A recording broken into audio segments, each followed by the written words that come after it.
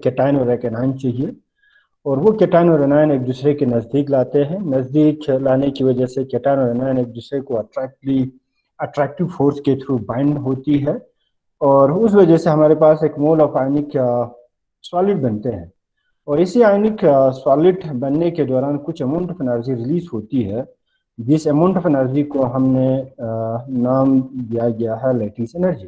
Okay, तो for example हम एक sodium chloride as ionic solid 1 mole of sodium chloride बना रहे हैं, और सोडियम क्लोराइड जो है वो बना होगा due to the cation, sodium cation and chloride Cl negative. एक केटाइन हमारे पास, एक एनाइन है, ये एक दूसरे के कंबाइन आ गए, क्लोज आ गए, तो उस वजह से सोडियम और क्लोराइड के बीच में एक आयनिक बॉन्ड डेवलप हुई और हमारे पास एक आयनिक सॉलिड बना इन the form of sodium chloride. Okay, और इसी सोडियम क्लोराइड के बनने के दौरान कुछ अमाउंट ऑफ एनर्जी रिलीज हो रही है, जिस अमाउंट ऑफ एनर्जी को हम नाम दे देते हैं लैटिस एनर्जी। ओके, हम लैटिस एनर्जी को डायरेक्टली कैलकुलेट नहीं कर सकते हैं। लैटिस एनर्जी को कैलकुलेट करने के लिए हमारे पास एक इनडायरेक्ट मेथड है जिसे हम बॉर्न हैबर साइकिल कहते हैं। तो बॉर्न हैबर साइकिल जो है वो बेसिकली एक थर्मोकेमिकल प्रोसेस है जिसके जरिए हम इनडायरेक्टली लैटिस एनर्जी को डिटरमिन करते हैं। फॉर एग्जांपल, आपके पास एक आयनिक सॉलिड बना, और उस आयनिक सॉलिड बनने के दौरान जो अमाउंट ऑफ एनर्जी रिलीज हो रहा है in the form of lattice energy, उस लैटिस एनर्जी को हम इनडायरेक्टली कैलकुलेट करते हैं थ्रू ए थर्मोकेमिकल प्रोसेस, जिस थर्मोकेमिकल प्रोसेस को नाम दिया जाता है बॉर्न हैबर साइकिल। तो बॉर्न हैबर साइकिल को एक्सप्लेन करने के लिए हम क्या करेंगे, we consider a formation of 1 mole of ionic crystal और आयनिक सॉलिड। हम एक आयनिक सॉलिड की फॉर्मेशन को कंसिडर करते हैं। फॉर एग्जांपल, हमारे पास आयनिक सॉलिड बनाने के लिए mx एज आयनिक सॉलिड, और इस mx आयनिक सॉलिड को बनने के लिए हमारे पास एक केटाइन चाहिए और एक एनाइन चाहिए। तो m positive as a cation and x negative as anion, ये दोनों केटाइन और एनाइन कंबाइन हुई leading to formation of an ionic crystal और आयनिक सॉलिड। ओके, और इस आयनिक सॉलिड के बनने के दौरान कुछ अमाउंट ऑफ एनर्जी रिलीज हुआ इन the form of lattice energy. तो आप इस जनरल जो एग्जांपल है मेटल एज एम पॉजिटिव, इसकी जगह पे आप कोई भी मेटल यूज कर सकते हैं जिनका आयनाइजेशन एनर्जी कम हो। जैसे हमारे पास सोडियम प्लस है, एक्स नेगेटिव की जगह पे मैंने Cl नेगेटिव रखा, तो सोडियम और क्लोराइड एक दूसरे के साथ कंबाइन हुआ leading to formation of NaCl। Okay, तो बॉर्न हैबर साइकिल में जब आप देखते हैं तो हमारे पास एक साइक्लिक प्रोसेस है जिसमें जितने भी वेरियस प्रोसेस इन्वॉल्व होती है for the formation of an ionic crystal. Okay, तो जैसे फॉर एग्जांपल हमारे पास m सॉलिड है और हमने x जो x है x2 एज ए मॉलिक्यूल लिया, फिर इन दोनों को कंबाइन हुआ तो हमारे पास mx एज आयनिक सॉलिड बना, और इसके दौरान जो एनर्जी बनता है उस अमाउंट ऑफ एनर्जी को हम heat of enthalpy of formation कहते हैं। तो heat of enthalpy of formation mean formation of an ionic solid. Okay, और उस वक्त जो एनर्जी इन्वॉल्व होती है उस अमाउंट ऑफ एनर्जी को हम heat of enthalpy of formation कहते हैं। तो ये हमारे पास एक सिंगल स्टेप है जिसके जरिए आपके पास एक आयनिक क्रिस्टल बन रहे हैं, और इसी फॉर्मेशन ऑफ आयनिक क्रिस्टल को या आयनिक सॉलिड को हम एक्सप्लेन करते हैं through the various steps. Okay, और इन वेरियस स्टेप्स में हमारे पास एक आयनिक क्रिस्टल बनाने के लिए क्या चाहिए, हमें एक केटाइन चाहिए और एक एनाइन चाहिए। और ये जो केटाइन और एनाइन है वो बहुत अनस्टेबल होता है, वो एग्जिस्ट नहीं होता है। तो हमारे पास जो केटाइन और एनाइन है वो आयनिक क्रिस्टल बनाने के दौरान फॉर्म होता है, बनता है। आपके पास क्या होगा, मेटल, अगर आपके पास मेटल एज ए केटाइन चाहिए तो आपको एज ए मेटल केटाइन के फॉर्म में नहीं मिलेंगे, metal as a solid form में मिलेंगे। जैसे फॉर एग्जांपल आपके पास सोडियम है, तो सोडियम क्लोराइड बनाने के लिए आपको क्या चाहिए, सोडियम पॉजिटिव चाहिए, सोडियम केटाइन चाहिए, और वो सोडियम केटाइन हमें मिलता है फ्रॉम द सोडियम मेटल। तो हमारे पास क्या होगा, जितने भी आपके पास आयंस हैं वो सारे के सारे आयंस या तो एक सॉलिड फॉर्म में होंगे या तो वो मॉलिक्यूलर फॉर्म में होंगे। ओके, अगर आपके पास जैसे फॉर एग्जांपल हमारे पास क्लोराइड चाहिए सोडियम क्लोराइड को बनाने के लिए एज एनाइन, तो क्लोराइड जो है वो as a Cl negative form में एग्जिस्ट नहीं होगा, अगर क्लोराइड एग्जिस्ट होता है तो हमारे पास मॉलिक्यूलर फॉर्म में एग्जिस्ट होंगे, Cl2 फॉर्म में एग्जिस्ट होंगे। तो जनरली जब आप एक आयनिक क्रिस्टल बनाते हैं तो हमारे पास जो रिएक्टेंट है वो स्टेबल रिएक्टेंट होनी चाहिए, और उस वजह और हमारे पास जो रिएक्टेंट है वो मेटल अगर है तो as a metal solid form में होती है, और आपके पास अगर कोई हेलोजेंस हैं जिनका इलेक्ट्रोनेगेटिविटी ज्यादा हो तो वो मॉलिक्यूलर फॉर्म में होती है। ठीक है, तो हमें क्या करना होगा, मेटल से मेटल केटायन बनाना होगा, और उस मेटल से मेटल केटायन बनाने के दौरान या जो मॉलिक्यूल है हमारे पास एज ए हेलोजन मॉलिक्यूल, उस हेलोजन मॉलिक्यूल से एक एनायन में कन्वर्ट करने के लिए, एक हैलाइड में कन्वर्ट करने के लिए आपको बहुत सारे प्रोसेस इन्वॉल्व होती है, और इन सारे के सारे प्रोसेस में कहीं एनर्जी इन्वॉल्व होती है, कहीं एनर्जी रिलीज होती है। तो वो सारे के सारे अमाउंट ऑफ एनर्जी जो है वो बराबर होगा as compare to that of the amount of energy involve during the formation of an ionic crystal. Okay, तो फॉर एग्जांपल हमारे पास क्या होंगे, मेटल सॉलिड होंगे, और मेटल सॉलिड को पहले हमें कन्वर्ट करना होगा into it is gaseous state, metal in it is gaseous state. Metal in it is gaseous state means metallic atom form में हमें कन्वर्ट करना होगा। और जब आप मेटल एज ए सॉलिड ले लेते हैं तो हमारे पास एक बड़ा सा सॉलिड होगा या एक क्रिस्टल होंगे जिसमें मेटल एटम एक दूसरे के साथ जुड़े होंगे। ओके, हमारे पास मिलियंस ऑफ मेटल एटम होंगे, और उन मिलियंस ऑफ मेटल एटम में से हमें एक एटम को निकालना है सोडियम क्लोराइड के सॉलिड को बनाने के लिए। तो एक metal atom means gaseous state में कन्वर्ट कर रहे हैं। तो आप एक मेटल के क्रिस्टल से एक एटम को निकाल रहे हैं, और मेटल के एक एटम को निकालने के लिए आपको क्या चाहिए, आपको एक एनर्जी चाहिए, क्योंकि जितने भी मेटल क्रिस्टल हैं उन मेटल क्रिस्टल में जो एटम है वो एक दूसरे के साथ जुड़े रहते हैं, मेटेलिक बॉन्ड के जरिए वो बाइंड होता है। तो आपको क्या करना होगा, यहाँ से एक एटम को निकालने के लिए आपको ये जो मेटेलिक बॉन्ड है उन एटम के बीच में उसको ब्रेक करना होगा, और उसके लिए हमें कुछ अमाउंट ऑफ एनर्जी लगता है, जिस अमाउंट ऑफ एनर्जी को हम नाम दे देते हैं एनर्जी ऑफ सब्लिमेशन। ओके, तो एनर्जी ऑफ सब्लिमेशन आप सप्लाई कर रहे हैं मेटल क्रिस्टल पे, तो उस मेटल क्रिस्टल से हमें मेटल एक एटम जो है बाहर निकल के आएंगे, जिसे हम मेटल गैस कहेंगे। मेटल गैस मींस एक एटम हमारे पास निकल के आए। ओके, एंड सेकंड हमारे पास क्या चाहिए, हमारे पास क्लोराइड चाहिए, और क्लोराइड को निकालने के लिए आपके पास जो स्टेबल मॉलिक्यूल है, स्टेबल जो रिएक्टेंट है वो हमारे पास एक मॉलिक्यूलर फॉर्म में होती है, और इस मॉलिक्यूलर फॉर्म को ब्रेक करना होगा, एटॉमिक फॉर्म में लेना होगा, क्योंकि जब आप इस आयनिक सॉलिड में देखेंगे तो हमारे पास सिर्फ एक ही एक्स है, एक ही एनाइन है। तो एनाइन जो है वो मॉलिक्यूलर फॉर्म में होती है, दो मॉलिक्यूल, दो एटम एक दूसरे के साथ थ्रू द केमिकल बॉन्ड के जरिए जुड़े होगा। हमें एक एटम चाहिए, तो एक एटम को निकालने के लिए आपको क्या चाहिए, जो बॉन्ड है आपके मॉलिक्यूल में वो ब्रेक करना होगा, और उसके लिए कुछ अमाउंट ऑफ एनर्जी लगता है जिससे हम डिसोसिएशन एनर्जी कहते हैं। तो D is the dissociation energy.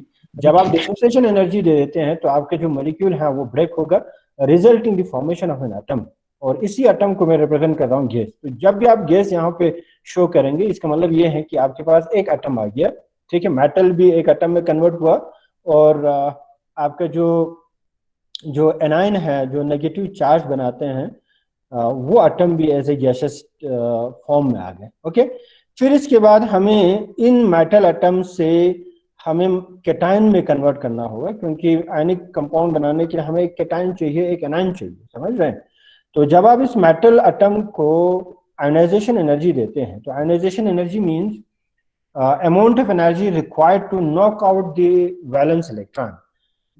इस मेटल से मेटल केटायन में कन्वर्ट करने के लिए, जब आप मेटल एटम को मेटल केटायन में कन्वर्ट करते हैं तो मेटल एटम से हमें एक इलेक्ट्रॉन को लॉस करना होगा, बाहर निकालना होगा, और जब एक एटम से इलेक्ट्रॉन लॉस हो जाता है, बाहर निकल जाता है, तो वो केटायन में कन्वर्ट होती है। ओके, तो जब आप इस मेटल एटम से इलेक्ट्रॉन को बाहर निकाल देते हैं तो हम एक केटायन बनते हैं, और उस केटायन को बनने के लिए कुछ अमाउंट ऑफ एनर्जी लगता है, क्योंकि आप इलेक्ट्रॉन को बाहर निकाल रहे हो। उस इलेक्ट्रॉन को बाहर निकालने के लिए जो अमाउंट ऑफ एनर्जी हमें लगता है, जिसे हम आयोनाइजेशन एनर्जी कहते हैं। तो जब आप आयोनाइजेशन एनर्जी सप्लाई करते हैं ऑन दी एटम से इलेक्ट्रॉन बाहर नॉकआउट हो जाती है, बाहर निकल जाते हैं, और हमारे पास एक केटायन बनते हैं। ओके, तो इस तरीके से हम केटायन बना सकते हैं। और सेकंड, जो हमारे पास एक्स जो एटम है, उस एक्स एटम को हमें एक नेगेटिव एनायन में कन्वर्ट करना होगा, क्योंकि हमारे पास एक जो आयन है वो नेगेटिव आयन चाहिए। ओके, तो एक नेगेटिव आयन तब बनते हैं जब आप उस एटम पे एक एक्स्ट्रा इलेक्ट्रॉन को डाल देते हैं। तो जब भी आप एक एक्स्ट्रा इलेक्ट्रॉन एक एटम में डालते हैं तो उस एटम में इलेक्ट्रॉन की डेंसिटी ज्यादा हुआ, और जब भी इलेक्ट्रॉन की डेंसिटी ज्यादा होती है तो उस एटम पे एक नेगेटिव चार्ज डेवलप होती है। तो आप यूं कह सकते हैं कि जो आपका एटम है एक एक्स्ट्रा इलेक्ट्रॉन पिकअप करने की वजह से एक नेगेटिव एनायन में कन्वर्ट होती है, और इसके दौरान कुछ अमाउंट ऑफ एनर्जी रिलीज होती है जिससे हम इलेक्ट्रॉन एफिनिटी कहते हैं। तो electron affinity means amount of energy release during the pickup of an extra electron by an atom. एक एटम एक्स्ट्रा इलेक्ट्रॉन को पिकअप करते हैं और उस वक्त हमारे जो एटम है वो नेगेटिव आयंस में कन्वर्ट होती है, एनायन में कन्वर्ट होती है, और उस वक्त कुछ अमाउंट ऑफ एनर्जी रिलीज होता है। ओके, तो जब भी यूं ही आपके पास एक केटायन और एनायन बनते हैं, ये केटायन बना और यहाँ पे एनायन बने, और यही केटायन और एनायन जब आप क्लोज लाते हैं तो पॉजिटिव और नेगेटिव अट्रैक्ट करते हैं, उनके बीच में एक अट्रैक्टिव फोर्स डेवलप होती है जो इन आयन्स को पकड़ के रखते हैं, और इसी अट्रैक्टिव फोर्स को हम आयनिक बॉन्ड कहते हैं, और इसी आयनिक बॉन्ड की वजह से हमारे पास एक आयनिक सॉलिड बनते हैं। तो जब आप इस आयनिक सॉलिड की फॉर्मेशन को देखेंगे तो हमारे पास बहुत सारे स्टेप्स इन्वॉल्व होती है, और ये सारे के सारे जो स्टेप्स हैं, जब आप केटायंस और एनायंस को कंबाइन करते हैं आयनिक कंपाउंड बनाने के लिए, तो उस वक्त कुछ अमाउंट ऑफ एनर्जी रिलीज होती है ना, और उसी अमाउंट ऑफ एनर्जी को हम नाम देते हैं लेटिस एनर्जी। तो हमारे पास बहुत सारे स्टेप्स इन्वॉल्व हो रहा है during the formation of an ionic solid. हमें एक एटम में कन्वर्ट करना होता है, फिर एटम से केटायन में कन्वर्ट करना होता है, मॉलिक्यूल को ब्रेक करना होता है, फिर ब्रेक करके हमें एक एटम में कन्वर्ट होती है, फिर उसी एटम में आप एक्स्ट्रा इलेक्ट्रॉन को डाल देते हैं, रिजल्टिंग एनायन बनते हैं। फिर जब एनायन और केटायन कंबाइन करते हैं तो हमारे पास एक आयनिक क्रिस्टल बनेगा, आयनिक सॉलिड बनेगा, और कुछ अमाउंट ऑफ एनर्जी रिलीज हो रहा है ये वाला, जिसे हम लेटिस एनर्जी कहते हैं। तो यही लेटिस एनर्जी जो है हम निकाल सकते हैं by by by by by method जिसे हम बॉर्न हैबर साइकिल कहते हैं। तो जब आप इस वाले लेफ्ट साइड में आप देखेंगे, ये हमारे पास एक साइकिल है, ठीक है, मेटल, फिर हमारे पास एक मॉलिक्यूल कंबाइन हुआ leading to formation of MX and ionic solid, ये हमारे पास सिंगल स्टेप है। अब हम इस सिंगल स्टेप को बहुत सारे स्टेप में कन्वर्ट कर रहे हैं, और बहुत सारे स्टेप्स में किस तरीके से कन्वर्ट कर रहे हैं, मेटल से मेटल एटम में कन्वर्ट हुआ, मॉलिक्यूल को डिकम्पोज किया गया और एक एटम में कन्वर्ट हुआ, और जो ही आपके पास एटम बना फिर इस एटम को हम मेटल केटायन में कन्वर्ट करते हैं, आयोनाइजेशन एनर्जी आप डालते हैं। जो आपके पास एनायन है, एनायन के जो एटम है उस एटम से हम एनायन में कन्वर्ट करते हैं by putting an extra electron, और उस वक्त कुछ अमाउंट ऑफ एनर्जी रिलीज होता है, इलेक्ट्रॉन एफिनिटी। फिर इसके बाद जब आप मेटल केटायन और एनायन को कंबाइन करते हैं, फिर हमारे पास एक आयनिक सॉलिड बनते हैं। तो जब आप इस ग्राफ को देखेंगे तो हमारे पास एक साइक्लिक फॉर्म में बन रहा है, यहाँ से स्टार्ट हुआ, फिर यहाँ पे मेटल आयनिक सॉलिड बन रहे हैं, और इस तरीके के साइकिल को हम नाम देते हैं बॉर्न हैबर साइकिल। तो जब आप इस बॉर्न हैबर साइकिल को देखेंगे तो हमारे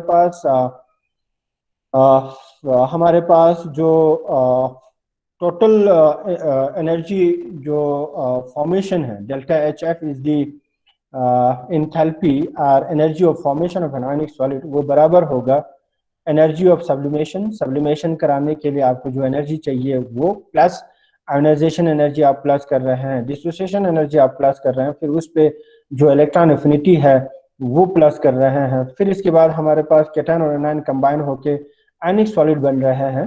तो ये जो इस स्टेप के लिए जो हमारे पास एनर्जी है वो हमारे पास है लेटिस एनर्जी। तो हेसिस लॉ यही कहता है, जब भी आपके पास एक केमिकल रिएक्शन हो रहा है जो एक ही स्टेप में इन्वॉल्व होता हो, एक ही स्टेप में है, तो उस स्टेप में जो एनर्जी ऑफ फॉर्मेशन है, एंथैल्पी ऑफ फॉर्मेशन है, वो बराबर होती है to the energy of small energy changes if the chemical reaction proceeds in 2 or more steps. अगर यही केमिकल रिएक्शंस 2 या 2 से ज़्यादा स्टेप्स में इन्वॉल्व होता हो तो हर स्टेप में जो एनर्जी चेंज हो रहा है उन सब के एनर्जी चेंज के सबमेशन के बराबर होगा total energy of the formation of the sodium ionic compound. तो आयनिक कंपाउंड बनाने के दौरान जो टोटल इंथैल्पी चेंज है जिसे हम डेल्टा एच एफ कह रहे हैं वो बराबर होगा इन सारे के सारे जो स्टेप्स में एनर्जी इन्वॉल्व हो रहा है इनकी समेशन के बराबर होंगे। ठीक है, तो delta H F is the total enthalpy change during the formation of ionic solid, वो बराबर होगा सब्लिमेशन एनर्जी के बराबर। सब्लिमेशन एनर्जी मींस इस स्टेप के दौरान जो एनर्जी हमें लग रहा है, प्लस आयोनाइजेशन एनर्जी मींस इस स्टेप के लिए जो एनर्जी लग रहा है, प्लस डिसोसिएशन एनर्जी मींस इस स्टेप के लिए जो एनर्जी लग रहा है, प्लस इलेक्ट्रॉन एफिनिटी मींस इस स्टेप के लिए जो एनर्जी रिलीज हो रहा है, प्लस ये वाली जो स्टेप है हमारे पास फाइनल स्टेप, ठीक है, लेटिस एनर्जी। इन सब स्टेप्स में जो छोटे छोटे जो एनर्जी चेंजेस आ रहे हैं उन सब को हम समेशन करते हैं तो हमारे पास total enthalpy change, total enthalpy of formation of a ionic solid के बराबर होती है। और इसी इक्वेशन के थ्रू हम लेटिस एनर्जी को कैलकुलेट कर सकते हैं। कैसे? If we know the value of all this parameter, अगर हमारे पास एंथैल्पी ऑफ फॉर्मेशन पता हो, हमारे पास सब्लिमेशन एनर्जी पता हो, आयनाइजेशन एनर्जी के वैल्यू पता हो, डिसोसिएशन एनर्जी का वैल्यू पता हो, इलेक्ट्रॉन एफिनिटी के वैल्यू पता हो, तो आप इन वैल्यू से इजीली निकाल सकते हैं लेटिस एनर्जी। तो इस तरीके से हम इनडायरेक्टली लेटिस एनर्जी को कैलकुलेट कर सकते हैं। हम लेटिस एनर्जी को डायरेक्टली डिटरमिन नहीं कर सकते हैं, बहुत डिफिकल्ट है लेटिस एनर्जी को डायरेक्टली कैलकुलेट करना, डायरेक्टली डिटरमिन करना। इसीलिए हमारे पास एक थर्मोसाइक्लिक थर्मोकेमिकल प्रोसेस है, एक साइक्लिक प्रोसेस है जिसे हम बॉन हैबर साइकिल कहते हैं। ओके, तो बॉन हैबर साइकिल में हम क्या करते हैं, जो केमिकल रिएक्शंस हैं आपका या एक आयनिक सॉलिड बनाने के लिए जो स्टेप्स इन्वॉल्व हो रही है उन सारे के सारे स्टेप्स में जो एनर्जी चेंज होती है, जो एनर्जी इन्वॉल्व होती है, उन सब को हम प्लस करते हैं। तो हमारे पास एक ये जो इक्वेशन है, इस तरीके के इक्वेशन बनते हैं। फिर इसी इक्वेशन में जो अगर आपके पास ये सारे के सारे वैल्यूज पता हो तो हम इजीली लेटिस एनर्जी को कैलकुलेट कर सकते हैं। तो this is the energy of formation of sodium chloride. Sodium chloride के फॉर्मेशन में जो टोटल एनर्जी चेंज इन्वॉल्व होता है वो हमारे पास बराबर है -411 किलो जूल। तो ये जो 411 किलो जूल अगर आपको पता हो, सब्लिमेशन एनर्जी 108 किलो जूल है, आयोनाइजेशन एनर्जी 9496 के बराबर है, डिसोसिएशन एनर्जी 122 किलो जूल के बराबर है, इलेक्ट्रॉन एफिनिटी जो है वो -349 के बराबर है, लेटिस एनर्जी -78 किलो जूल के बराबर है। ठीक है, तो इनका वैल्यू यहाँ पे पुट करेंगे और आप इजीली लेटिस एनर्जी को डिटरमिन कर सकते हैं। तो जब आप यहाँ देखेंगे तो हमारे पास जो इलेक्ट्रॉन एफिनिटी के जो वैल्यू है वो माइनस में शो कर रहे हैं, क्योंकि electron affinity means energy release होता है। जब आप एक्स्ट्रा इलेक्ट्रॉन को डाल देते हैं एटम पे तो उस वक्त एनर्जी रिलीज हो रहा है। तो जब ये एनर्जी रिलीज होता है उस एनर्जी को हम नेगेटिव साइन से रिप्रेजेंट करते हैं। तो लेटिस एनर्जी भी एनर्जी रिलीज होती है, इलेक्ट्रॉन एफिनिटी भी रिलीज वाले एनर्जी है, इसीलिए इन दोनों एनर्जी के जो वैल्यू है वो माइनस में आएगा। बाकी आपके पास जो सब्लिमेशन एनर्जी है, आपके पास आयोनाइजेशन एनर्जी है या जो डिसोसिएशन एनर्जी है, वो सारे के सारे एनर्जी रिक्वायर्ड है, आपको देने की जरूरत पड़ेगी। ठीक है, ओके। तो इसी जनरल रूल को यूज करके हम Born Haber cycle of sodium chloride को डिस्कस करेंगे। तो फॉर एग्जांपल हमारे पास सोडियम क्लोराइड हैं जो बन रहे हैं due to the combination of sodium and chlorine molecule. Okay, तो sodium plus chlorine molecule leading to formation of sodium chloride and ionic solid. और इस आयनिक सॉलिड में क्लोरीन जो है वो एक ही है, इसीलिए इसको बैलेंस करने के लिए यहाँ पे हम हाफ ऑफ क्लोरीन मॉलिक्यूल डाल रहे हैं। तो मॉलिक्यूल में, क्लोरीन मॉलिक्यूल में हमारे पास 2 एटम है, जब 2 एटम का हाफ हुआ तो 1 हुआ ना। ओके, तो this is the this is the single step of the formation of sodium chloride। ये सिंगल स्टेप में आपका सोडियम क्लोराइड बन रहा है और इस वक्त जो एनर्जी चेंज होती है उस एनर्जी को हम एंथैल्पी ऑफ फॉर्मेशन कहते हैं, डेल्टा एच एफ कहते हैं। ठीक है, ओके। तो ये हमारे पास सिंगल स्टेप वाले केमिकल रिएक्शंस हैं। अब इसी रिएक्शंस को हम किस तरह शो कर रहे हैं, हम बहुत हम बहुत सारे स्टेप्स के थ्रू शो कर रहे हैं। अब बहुत सारे स्टेप्स में क्या होंगे, जब सोडियम क्लोराइड बनेगा तो सोडियम क्लोराइड को बनने के लिए आपको क्या चाहिए, सोडियम केटाइन चाहिए और क्लोराइड चाहिए, Cl नेगेटिव चाहिए। ओके, अब Na पॉजिटिव और Cl नेगेटिव कैसे बनते हैं, उसके लिए हमारे पास जो फर्स्ट सबस्टेंस है, जो फर्स्ट हमारे पास रिएक्टेंट चाहिए, वो sodium as a solid form में चाहिए। तो sodium as a solid form में स्टेबल होंगे, वो हमारे पास होगा। और सोडियम सॉलिड से आप सोडियम एटम में कन्वर्ट कर रहे हैं, ठीक है। तो first step is the atomisation of metal. Sodium metal को हम एटोमाइज कर रहे हैं, एटोमाइजेशन कर रहे हैं। एटोमाइजेशन मीन सोडियम मेटल या सोडियम क्रिस्टल से हम एक सोडियम एटम को बाहर निकाल रहे हैं। ओके, और उस वक्त हमें कुछ अमाउंट ऑफ एनर्जी लगता है, जिस अमाउंट ऑफ एनर्जी को हम नाम दे देते हैं सब्लिमेशन एनर्जी। तो फर्स्ट स्टेप में हम सब्लिमेशन एनर्जी देंगे, और उस सब्लिमेशन एनर्जी की वजह से सोडियम के क्रिस्टल से हमें एक सोडियम एटम कन्वर्ट होंगे, सोडियम एटम बनेगा। ओके, तो सेकंड जो स्टेप है आपके पास, उसमें क्या होगा, जो क्लोरीन है हमारे पास, वो क्लोरीन एटॉमिक फॉर्म में नहीं होंगे, वो क्लोरीन हमें क्लोराइड फॉर्म में एग्जिस्ट नहीं होता है, वो अगर एग्जिस्ट होता है तो क्लोरीन मॉलिक्यूल में होंगे। तो जब आप क्लोरीन लेंगे सोडियम क्लोराइड कंपाउंड को बनाने के लिए, तो क्लोरीन मॉलिक्यूल फॉर्म में होंगे, और सोडियम क्लोराइड में हमें एक ही क्लोरीन चाहिए, इसीलिए क्लोरीन मॉलिक्यूल को हमें क्या करना होगा, ब्रेक करना होगा, हमें डिस्ट्रेट करना होगा। तो सेकंड जो स्टेप है वो है डिसोसिएशन ऑफ क्लोरीन मॉलिक्यूल। तो जब आप क्लोरीन मॉलिक्यूल को डिस्ट्रेट करते हैं तो क्लोरीन और क्लोरीन के बीच के बॉन्ड को ब्रेक करना होगा, और जब भी आपको बॉन्ड ब्रेक करते हैं, ब्रेक करने की जरूरत हो, तो हमें कुछ एनर्जी सप्लाई करने की जरूरत पड़ते हैं, आपको कुछ अमाउंट ऑफ एनर्जी देने की जरूरत पड़ते हैं, और उस अमाउंट ऑफ एनर्जी को हम नाम दे देते हैं डिसोसिएशन एनर्जी। तो जब आप डिसोसिएशन एनर्जी देंगे तो आपका जो क्लोरीन मॉलिक्यूल है वो ब्रेक होगा, और हमें एक क्लोरीन एटम में कन्वर्ट होंगे। अब इसको बैलेंस करने के लिए मैं क्लोरीन मॉलिक्यूल पे हाफ डाल रहा हूँ, इसका मतलब ये है एक क्लोरीन। ओके, तो एक क्लोरीन एटम में कन्वर्ट हुआ, यहाँ एटोमाइजेशन हुआ तो सोडियम एटम में कन्वर्ट हुआ, यहाँ डिसोसिएशन हुआ, डिसोसिएशन मॉलिक्यूल का डिसोसिएशन हुआ क्लोरीन मॉलिक्यूल का, तो हमें एक क्लोरीन एटम बना। ओके, फिर इसके बाद हमें क्या करना होगा, सोडियम एटम को करना होगा सोडियम केटाइन में।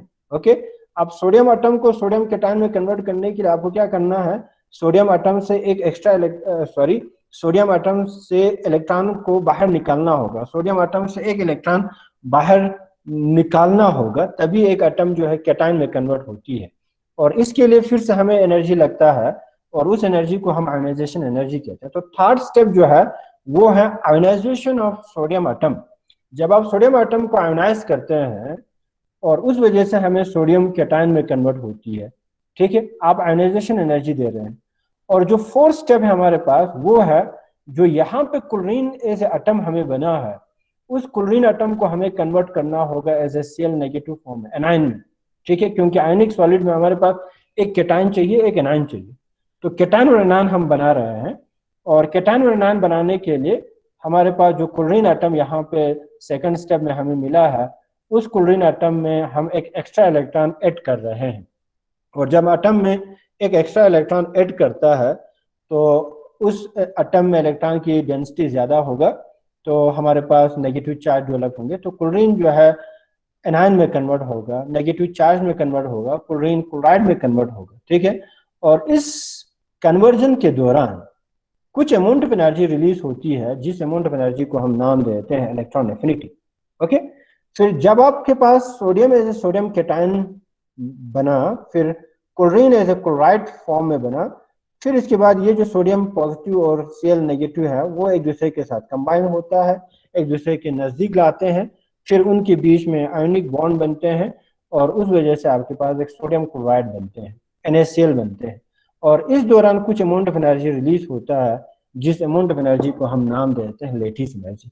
तो ये वाली स्टेप, ये वाली स्टेप, ये वाली स्टेप, और ये वाली स्टेप, और ये वाली स्टेप, इन सारे के सारे स्टेप्स में जो एनर्जी चेंजेस हो रही है, वो सारे के सारे एनर्जी जब आप सम करेंगे, जब आप प्लस करेंगे, तो सिंगल स्टेप में जो एनर्जी इन्वॉल्व होती है, ओके, इस रिएक्शन में जो एनर्जी इन्वॉल्व होगा इन the form of delta H F उसके बराबर होती है। तो यही मैंने यहाँ पे लिखा, जो आपका केमिकल रिएक्शन है for the formation of 1 mole of ionic solid और आयनिक क्रिस्टल, उस 1 स्टेप फॉर्मेशन में जो एनर्जी चेंज होती है उस एनर्जी चेंज को हम रिप्रेजेंट करते हैं डेल्टा एच एफ। और यही केमिकल रिएक्शंस अगर आप किस में चेंज करें, अगर आप 2 या 2 से ज्यादा स्टेप्स में अगर शो करें, तो हर स्टेप में जो चेंजेस होती है, जो एनर्जी के चेंजेस आते हैं, उनको जब आप सम करते हैं तो हमारे पास इस टोटल अमाउंट ऑफ एनर्जी के बराबर होती है। तो delta H F is the total energy change during the formation of sodium chloride in single step, वो बराबर होगा इन छोटे छोटे स्टेप्स में जो एनर्जी चेंज हो रहा है उसके बराबर होगी। तो एनर्जी ऑफ सब्लिमेशन, क्योंकि हम पहला जो स्टेप कर रहे हैं वो हम सब्लिमेशन कर रहे हैं, हम एटमाइजेशन कर रहे हैं, तो एटमाइजेशन के लिए एनर्जी है हमारे पास, एनर्जी ऑफ सब्लिमेशन। फिर इसके बाद हम आयोनाइजेशन कर रहे हैं, एटम से हम कैटायन में कन्वर्ट कर रहे हैं, उसके लिए हमें आयोनाइजेशन एनर्जी चाहिए। फिर इसके बाद मॉलिक्यूल को डिकम्पोज करने की जरूरत है, तो मॉलिक्यूल को जब आप डिकम्पोज करते हैं तो डिसोसिएशन एनर्जी होता है, तो delta H dissociation is the dissociation of energy of the chlorine molecule. Okay, फिर इसके बाद जो आपके पास क्लोरीन एटम में कन्वर्ट हुआ, तो क्लोरीन एटम को फिर हम क्लोराइड में कन्वर्ट करते हैं, Cl नेगेटिव फॉर्म में कन्वर्ट करते हैं, तो उस वक्त कुछ अमाउंट ऑफ एनर्जी रिलीज होता है, उस अमाउंट ऑफ एनर्जी को हम इलेक्ट्रॉन एफिनिटी कहते हैं, EA। फिर इसके बाद सोडियम और क्लोराइड जो है, कैटायन और एनायन जब जो ही आपके पास बना, फिर इन दोनों को हम क्लोज लाते हैं और एक आयनिक सॉलिड बनेंगे, और इस वक्त भी कुछ अमाउंट ऑफ एनर्जी रिलीज होती है जिससे हम लेटिस एनर्जी कहते हैं। तो ये हमारे पास U जो है वो लेटिस एनर्जी है। तो ये हमारे पास एक इक्वेशन है जिस इक्वेशन के जरिए हम लेटिस एनर्जी को कैलकुलेट कर सकते हैं, लेटिस एनर्जी को हम डिटरमिन कर सकते हैं।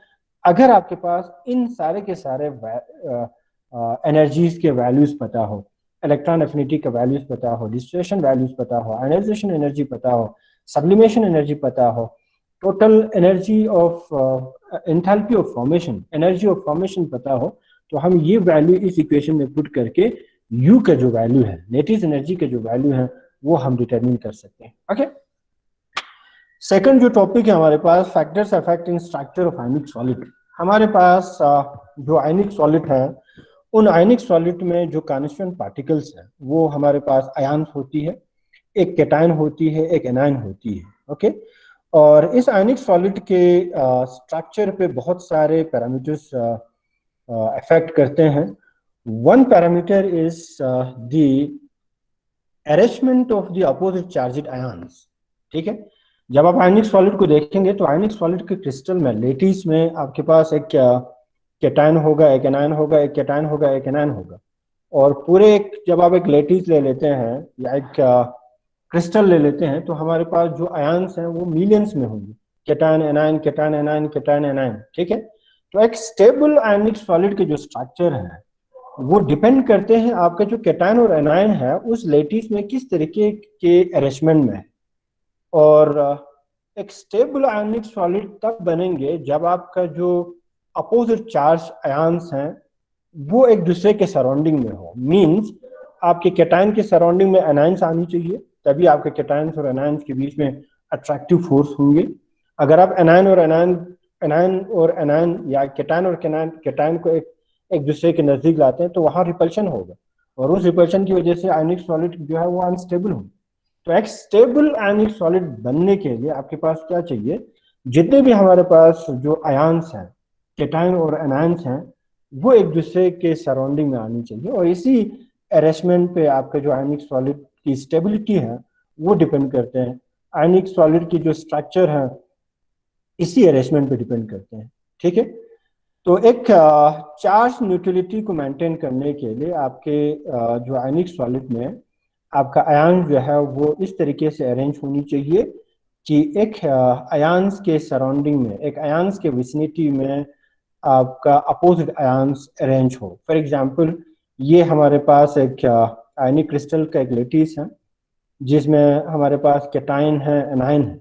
ठीक है, तो एक स्टेबल आयनिक क्रिस्टल बनने के लिए, एक न्यूट्रल आयनिक सॉलिड बनने के लिए हमारे पास क्या चाहिए, जो जो नेगेटिव चार्ज हैं, नेगेटिव आयंस हैं, इनके सराउंडिंग में पॉजिटिव आयंस आ रहे हैं, और जो नेगेटिव आयंस, जो पॉजिटिव आयंस हैं, इनके सराउंडिंग में हमारे पास नेगेटिव आयंस अरेंज हो रहे हैं। तो एक आयंस के सराउंडिंग में अपोजिट आयंस आनी चाहिए, उस वजह से जो चार्ज है आयंस का वो न्यूट्रल होती है, वो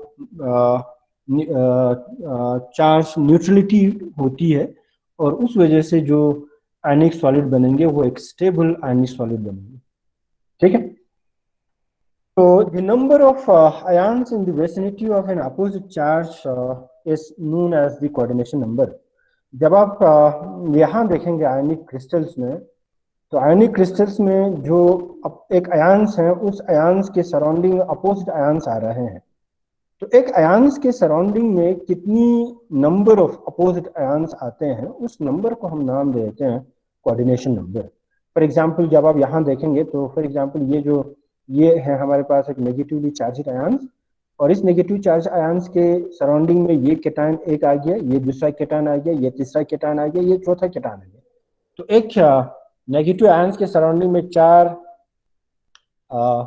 केटायंस आ गए, और इसी नंबर को, इस 4 को हम नाम देते हैं, 4 नंबर को हम नाम देते हैं coordination number.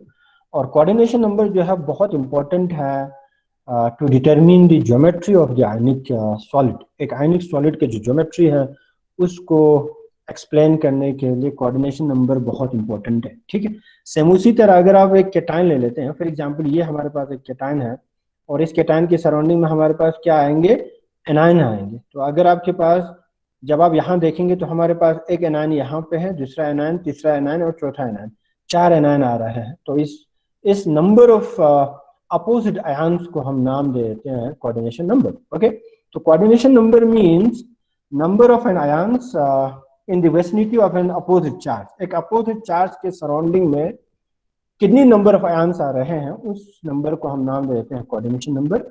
And coordination number determines the geometry of the ionic solid. Coordination number जो है वो आयनिक सॉलिड के ज्योमेट्री को डिटरमिन करते हैं। अगर आपके पास एक केटायन के सराउंडिंग में एक एनायन आ रहा है तो उसका ज्योमेट्री अलग होगा। अगर आपके पास एक केटायन के सराउंडिंग में 3 एनायन आ रहा है तो ज्योमेट्री डिफरेंट होगा। अगर आपका एक केटायन के सराउंडिंग में 4 एनायन आ रहा है, मींस कोऑर्डिनेशन नंबर 4 है, तो उस अरेंजमेंट से जो आयनिक सॉलिड बनेंगे उस आयनिक सॉलिड की ज्योमेट्री डिफरेंट होगा। अगर आपके केटायन के सराउंडिंग में 5 एनायन आ रहा है, इसका मतलब कोऑर्डिनेशन नंबर 5 है, तो उस अरेंजमेंट से जो आयनिक सॉलिड बनेंगे, जो आयनिक क्रिस्टल बनेंगे, उसका ज्योमेट्री डिफरेंट होगा। तो coordination number determines the geometry of an ionic solid. Okay, और खुद जो कोऑर्डिनेशन नंबर है वो किस पे डिपेंड करते हैं, वो रेडियस रेशियो पे डिपेंड करते हैं। ठीक है, तो रेडियस रेशियो किसे कहते हैं? Radius ratio means it is the ratio of radius of cation to that of radius of anion. जो कोऑर्डिनेशन नंबर है वो डिपेंड करेंगे on the size of the cation and anion. अगर आपके पास एक केटायन हो जिसका साइज छोटा है और इसके सराउंडिंग में एनायन आएंगे, तो आप उस केटायन के सराउंडिंग में ज्यादा एनायन नहीं रख सकते हैं।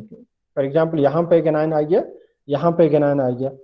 अब जब आप ज्यादा एनायन डालेंगे तो एनायन और एनायन एक दूसरे के नजदीक आएंगे और उस वजह से रिपल्शन क्रिएट होगा। समझ रहे हैं?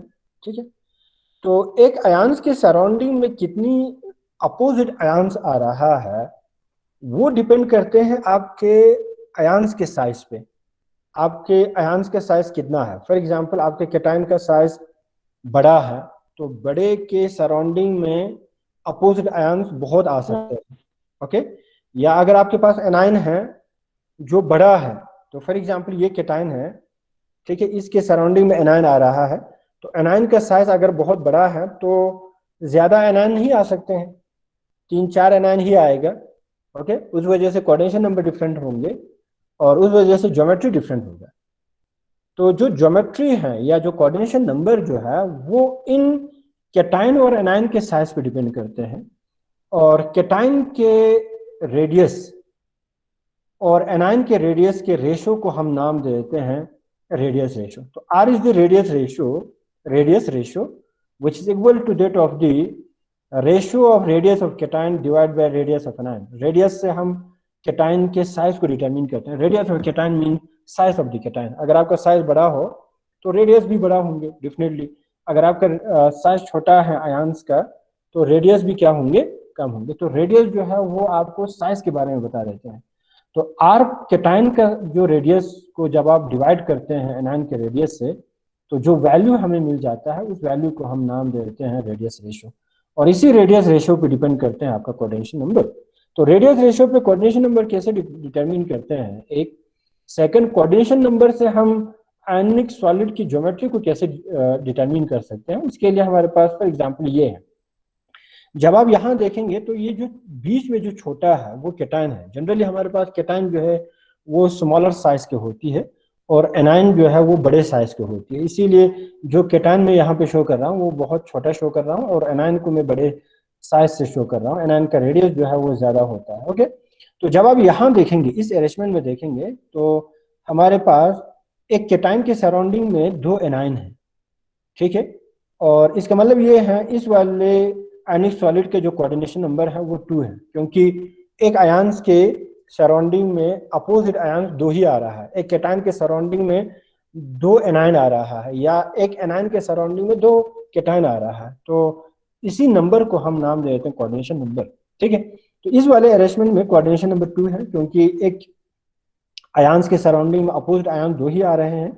और इस अरेंजमेंट से जो आयनिक क्रिस्टल बनेगा ना, उस आयनिक क्रिस्टल के स्ट्रक्चर, उस आयनिक क्रिस्टल के जो ज्योमेट्री है वो बाइनरी टाइप की ज्योमेट्री बनेंगे। तो हम उस तरीके के आयनिक सॉलिड की ज्योमेट्री को हम बाइनरी ज्योमेट्री कहते हैं, ठीक है। सिमिलरली अगर आपके पास एक केटाइन के सराउंडिंग में जो बीच में आपके पास एक छोटा जो ब्लैक पॉइंट नजर आ रहा है वो केटाइन है, और उस केटाइन के सराउंडिंग में हमारे पास ये एनायन है, 3 एनायन आ रहे हैं। और इस अरेंजमेंट से हम हमारा जो आयनिक सॉलिड अगर बनेंगे तो उस आयनिक सॉलिड के ज्योमेट्री डिफरेंट होगा, समझ रहे हैं? वो अलग एक ट्रायंगुलर टाइप की ज्योमेट्री होंगे। तो इस वाले जो आयनिक सॉलिड है, इस आयनिक सॉलिड का कोऑर्डिनेशन नंबर हम 3 रख सकते हैं। 3 हम कह सकते हैं क्योंकि केटाइन के सराउंडिंग में 3 एनायन है, मींस नंबर ऑफ आयन्स जो है वो 3 है एक अपोजिट आयन्स के सराउंडिंग में। तो कोऑर्डिनेशन नंबर 3, अगर आपके पास कोऑर्डिनेशन नंबर 3 आ रहे हैं तो उस तरीके के आयनिक सॉलिड की ज्योमेट्री को हम ट्राइगोनल ज्योमेट्री कहते हैं। उसका जो ज्योमेट्री है वो ट्राइगोनल टाइप की ज्योमेट्री बनते हैं, ओके। और अगर आप यहाँ देखेंगे तो एक केटाइन के सराउंडिंग में 4 एनाइन आते हैं, मींस कोऑर्डिनेशन नंबर 4। और जब आपके पास कोऑर्डिनेशन नंबर 4 हो तो उस कोऑर्डिनेशन नंबर से जो ज्योमेट्री बनते हैं आयनिक क्रिस्टल का या आयनिक सॉलिड का, उस तरीके की ज्योमेट्री को हम नाम दे देते हैं टेट्राहेड्रल ज्योमेट्री, ठीक है। और जब आपके आयंस के सराउंडिंग में जो अपोजिट आयंस आते हैं वो 6 आते हो, मींस केटाइन के सराउंडिंग में 6 एनाइंस आ रहे हैं और 6 एनाइंस की अरेंजमेंट से हमें एक डिफरेंट ज्योमेट्री वाले आयनिक क्रिस्टल बनेंगे। और जब 6 एनाइंस आते हैं या 6 अपोजिट आयंस आते हो तो उस नंबर को हम 6 कोऑर्डिनेशन नंबर कहते हैं, ठीक है। तो अगर आपके पास कोऑर्डिनेशन नंबर 6 है तो उस तरीके की ज्योमेट्री, उस तरीके के आयनिक क्रिस्टल के जो ज्योमेट्री है वो इस तरीके की ज्योमेट्री बनते हैं और इस तरीके की ज्योमेट्री को हम नाम दे देते हैं ऑक्टाहेड्रल ज्योमेट्री। तो if the ionic crystal have the 6 coordination number, अगर आपका आयनिक क्रिस्टल का कोऑर्डिनेशन नंबर 6 हो तो आप डायरेक्टली कह सकते हैं कि इस तरीके के आयनिक क्रिस्टल का ज्योमेट्री ऑक्टाहेड्रल ज्योमेट्री होगा। और अगर आपके आयनिक क्रिस्टल का, आयनिक सॉलिड का कोऑर्डिनेशन नंबर 4 हो तो आप डायरेक्टली कह सकते हैं कि इस तरीके के आयनिक सॉलिड का जो ज्योमेट्री है वो टेट्राहेड्रल होंगे। और अगर आपके पास ऐसे ज्योमेट्री हो, ऐसे आयंस अरेंज हो जिसमें आपके कैटाइन के सराउंडिंग में 8 एनाइन हो, 8 एनाइन आते हो, मींस कोऑर्डिनेशन नंबर इज 8। और जब कोऑर्डिनेशन नंबर 8 होंगे तो उस अरेंजमेंट से हमारे पास इस तरीके की क्यूबिक टाइप के स्ट्रक्चर बनेंगे। तो ज्योमेट्री जो है क्यूबिक स्ट्रक्चर बनेंगे। तो कोऑर्डिनेशन नंबर जो है एक इंपॉर्टेंट पैरामीटर है जिसके जरिए हम आयनिक सॉलिड के ज्योमेट्री को डिटरमिन कर सकते हैं। Once you have the coordination number, अगर जब आपको आयनिक सॉलिड का कोऑर्डिनेशन नंबर पता हो तो आप डायरेक्टली उस कोऑर्डिनेशन नंबर से उस आयनिक सॉलिड का ज्योमेट्री को आप रिप्रेजेंट कर सकते हैं, आप ज्योमेट्री को डिटरमिन कर सकते हैं। If the coordination number 2, geometry is binary. If the coordination number is 3, then the geometry of the ionic crystal would be trigonal। और अगर आपका कोऑर्डिनेशन नंबर 4 हो तो ज्योमेट्री जो है वो टेट्राहेड्रल बनेंगे, 6 हैं तो ऑक्टाहेड्रल बनेंगे, 8 हैं तो क्यूबिक बनेंगे। ओके, लेकिन ये जो कोऑर्डिनेशन नंबर हैं ये खुद आपके आयंस के साइज पे डिपेंड करेंगे। ठीक है, अगर साइज छोटा हो तो अलग उन अपोजिट आयंस की जो नंबर है वो डिफरेंट होगा। फॉर एग्जांपल हमारे पास अगर कैटायन का साइज बहुत बड़ा है तो उसके सराउंडिंग में एनायन जो है वो 2 से ज़्यादा आ सकते हैं, वो 3 आ सकते हैं। तो जब 3 आते हैं तो कोऑर्डिनेशन नंबर 3 होगा, तो ज्योमेट्री ट्राइगोनल बनेगी। तो साइज ऑफ दी जो आयंस है आपका, चाहे वो कैटायन हो चाहे वो एनायन हो, वो भी इम्पोर्टेंट रोल प्ले करते हैं in the arrangement of the ions in the crystal. और उन आयंस के साइज को हम डिटरमिन करते हैं by parameter known as radius ratio. ठीक है, तो रेडियस रेशियो से हमें कोऑर्डिनेशन नंबर पता चल जाते हैं और कोऑर्डिनेशन नंबर से हमें फिर स्ट्रक्चर और geometry of the ionic crystal पता चलते हैं। ओके।